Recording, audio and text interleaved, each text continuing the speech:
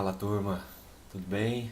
Nessa videoaula eu vou falar um pouquinho para vocês dos elementos multimídia que a gente pode utilizar no planejamento gráfico. Além da aula, eu vou colocar também dois materiais complementares aí para vocês estudarem. Vamos lá! Nós vamos dividir esse vídeo, tentar fazer ele o mais breve possível. Vamos dividir ele basicamente em 4 tópicos. O que é o multimídia, o que a gente pode considerar multimídia, por que utilizar esses elementos multimídia, qual que é a vantagem de se utilizar eles, como utilizar esses elementos e quais são os elementos. Vamos falar um pouquinho de cada um. Vamos lá. Quando a gente fala multimídia, a gente tem pelo menos aí 3 categorias que a gente poderia classificá-los, né? A primeira seria um conteúdo com várias plataformas. A gente distribui o mesmo conteúdo jornalístico dentro de várias plataformas, né? Fazer para TV, para web, para revista, para impressos, enfim. Geralmente nós temos grupos empresariais que fornecem, que têm condições de oferecer isso, né? Então, por exemplo, a Globo, que tem a Editora Globo, a TV Globo,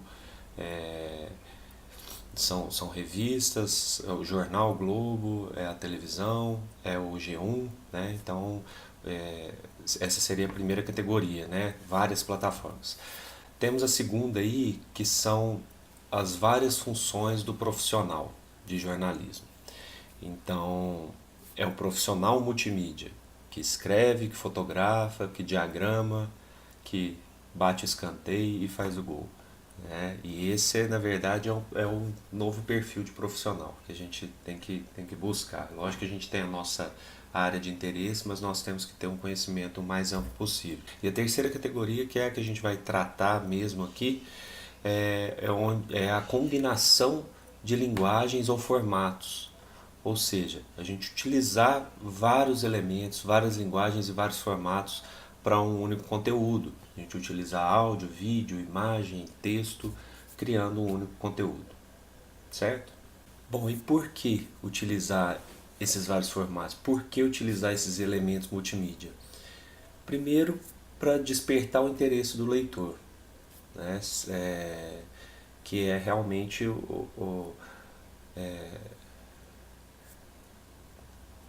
primeiro, para despertar o interesse do leitor, que é realmente o nosso grande objetivo, né? Fazer com que as pessoas vejam o nosso conteúdo. Também para proporcionar interação, experiências imersivas para esses leitores, para esses consumidores da notícia.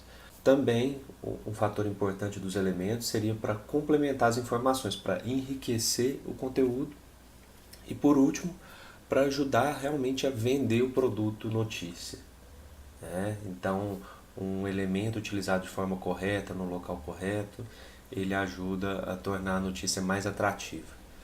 Como que a gente pode utilizar da melhor forma? O ideal é que sempre tenha uma uniformidade da mensagem, que a gente não simplesmente agrupe os elementos, certo? Mas que a gente utilize eles de forma uniforme, de forma complementar. E aí nós temos 2 caminhos, na verdade. A gente pode utilizar uma produção multimídia por justa posição, que seria a utilização de elementos que não se articulam, né? A gente simplesmente colocar uma foto lá ilustrativa, né? E outra forma seria a produção multimídia por integração, que aí seriam elementos que criariam um sentido único, né? E dentro disso a gente tem um exemplo aí das grandes reportagens multimídia, né? Que a gente vai chamar de GRM. Essas grandes reportagens multimídia, elas são algo que estão em crescimento, né? Estão sendo muito exploradas por alguns meios, e nós vamos falar delas mais para frente durante o semestre. Agora vamos falar um pouquinho aí dos elementos. O primeiro elemento, né, o essencial aí seria o texto, né, que vocês já trabalham com texto já em outras disciplinas e jornalista tem que gostar de texto, não tem jeito, né, que é realmente a principal ferramenta de trabalho. E Falando de texto, eu na verdade, ao invés de falar características do texto, que vocês já sabem, eu vou falar alguns mitos, algumas coisas que não são verdadeiras, né? O texto, ele sempre traz a informação central daquele conteúdo. Isso não é verdade. A gente pode muito bem ter o texto como uma informação complementar. A gente pode criar uma reportagem baseada num infográfico, né? Ou em um outro elemento qualquer, onde o texto seria uma informação complementar. Outro mito seria que ninguém gosta de ler, né? Que texto na internet deve ser curto. Muito pelo contrário, a gente tem aí agora uma tendência também chamada de long form jornalismo, são textos longos, justamente o contrário desse mito aí que vem se alimentando, né?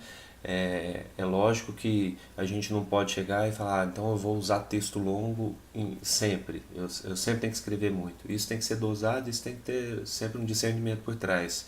Qual mídia você está utilizando, qual que é o conteúdo, se esse conteúdo exige uma exploração mais profunda do texto ou não. E por último, um mito aí que é vender o produto, né, que a gente está falando tanto aqui de vender produto jornalístico, é mais importante do que o conteúdo. E isso é um risco muito grande, que vocês não podem correr. Né? Sempre a qualidade do conteúdo vai ser mais importante do que qualquer outra coisa. Bom, falamos de texto, vamos falar agora de imagens. Né? Imagens, nós temos diversos tipos de imagem. Nós temos as fotos, fotografia, né, jornalística. Nós temos fotomontagens, né, que são composições fotográficas, né, edições de foto. Nós temos a iconografia, os ícones também que podem ser muito bem utilizados, tanto sozinhos quanto criando composições. Nós temos ilustrações também que podem ser muito bem utilizadas para complementar um conteúdo. Nós temos backgrounds, né, fundos que nós podemos também utilizar e vários outros tipos de imagem. Temos também áudio e vídeo, certo? Que às vezes o áudio ele é pouco explorado, né? E ele pode ser muito útil. Assim, vídeos a gente já conhece, né? A gente já sabe do impacto que tem um vídeo hoje em dia.